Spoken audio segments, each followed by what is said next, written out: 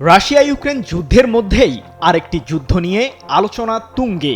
কারা রয়েছে সেই যুদ্ধ বাঁধানোর নেপথ্যে? রাশিয়ার বিরুদ্ধেই কি হচ্ছে সেই ষড়যন্ত্র? নতুন সেই যুদ্ধ শুরু হলে কারা থাকবে শত্রু আর মিত্রের ভূমিকায়? এসব প্রশ্নই এখন ঘুরপাক খাচ্ছে আন্তর্জাতিক মহলে। যদিও রুশ প্রেসিডেন্ট ভ্লাদিমির পুতিন জানিয়ে দিয়েছেন তিনি আর যুদ্ধ বাড়াতে চান না, তবে ইউক্রেনের বিরুদ্ধে যুদ্ধে নির্দিষ্ট লক্ষ্য অর্জন না হওয়া পর্যন্ত রাশিয়ার সামরিক অভিযান চলবে বলেও ইঙ্গিত দিয়েছেন পুতিন। প্রশ্ন হলো, এই মুহূর্তে কেন নতুন যুদ্ধ নিয়ে এত আলোচনা? সম্প্রতি ইউরোপীয় ইউনিয়নভুক্ত দেশ হাঙ্গেরি জানিয়েছে সবচেয়ে চাঞ্চল্যকর তথ্য। দেশটির পররাষ্ট্র ও বাণিজ্য বিষয়ক মন্ত্রী পিটার সিজার্তোর দাবি, ইউরোপ অঞ্চলের রাজনীতিবিদরা প্রকাশ্যে নতুন যুদ্ধের উস্কানি দিচ্ছে। তারা মূলত সমগ্র ইউরোপীয় ইউনিয়নের দেশগুলোকে সাথে নিয়ে রাশিয়ার বিরুদ্ধে যুদ্ধ করতে চায়, যদিও হাঙ্গেরি সেই যুদ্ধ থেকে দূরে থাকতে চায়। যুদ্ধের শঙ্কা কেবল এর মাঝেই সীমাবদ্ধ থাকেনি। চলতি বছরের সেপ্টেম্বরে পশ্চিমা সামরিক জোট ন্যাটোর অন্যতম সদস্য রাষ্ট্র পোল্যান্ড অভিযোগ করে যে দেশটির আকাশসীমা লঙ্ঘন করে ঢুকে পড়েছে রাশিয়ার প্রায় 20টি আত্মঘাতী ড্রোন, যার মাঝে বেশ কিছু ড্রোনকে ভূপাতিত করার দাবিও করে পোল্যান্ড সরকার। আর এতে সাহায্য করে পশ্চিমা সামরিক জোট ন্যাটো। শুধু পোল্যান্ডই নয়, রাশিয়ার বিরুদ্ধে একই অভিযোগ আনে রোমানিয়া, ডেনমার্ক, জার্মানি ও বেলজিয়ামও।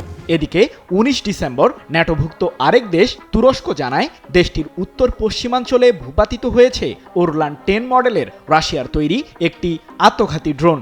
বিষয়টিকে ঘিরে তদন্ত শুরু করেছে তুরস্কের সরকার।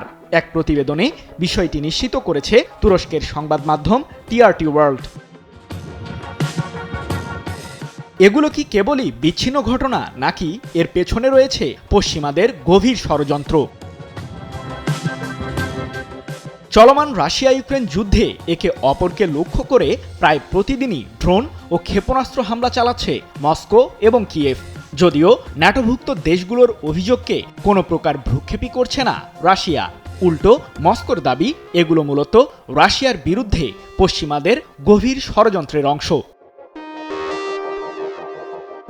এদিকে সম্প্রতি ন্যাটোর প্রধান মার্ক রুটে দাবি করেছেন যে আগামী 5 বছরের মাঝেই পশ্চিমা সামরিক জোটভুক্ত যে কোনো দেশে আক্রমণ চালাতে পারে রাশিয়া। এ প্রসঙ্গে ব্যাপক সমর প্রস্তুতি নিচ্ছে মস্কো, যার কারণে ন্যাটোভুক্ত দেশগুলোকেও সামরিকভাবে প্রস্তুত থাকার উপদেশ দিয়েছেন মার্ক রুটে।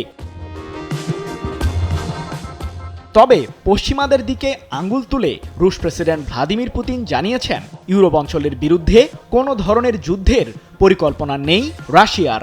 তবে পশ্চিমারা যুদ্ধ চাইলে রাশিয়াও প্রস্তুত রয়েছে।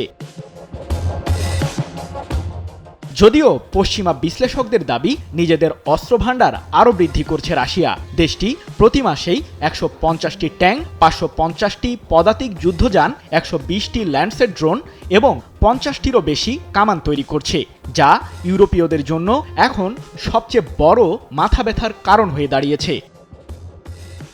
সৃজন মাহমুদ, নিউজ 24।